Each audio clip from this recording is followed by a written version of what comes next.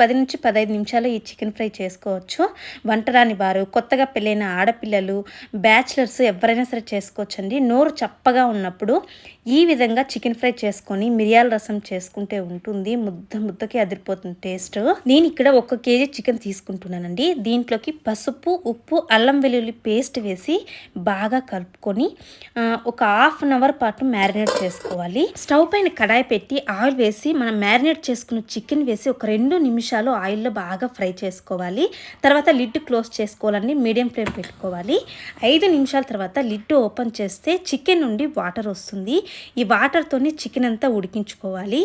Chicken వచ్చి 70% ఉడికిన తర్వాత కావాల్సినంత కారము, చికెన్ మసాలా, ధనియాల పొడి, కొద్దిగా గరం మసాలా వేసి నీరు ఇంకిపోయే వరకు బాగా కలుపుకొని ఫ్రై చేసుకోవాలి. చివరిగా కొత్తిమీర చల్లుకుంటే చికెన్ ఫ్రై రెడీ. చాలా టేస్టీగా ఉంటుందండి. అనుకోకుండా బంధువులు వచ్చినప్పుడు ఇన్స్టెంట్గా ఇలా ఈ రెసిపీని చేసుకోవచ్చు.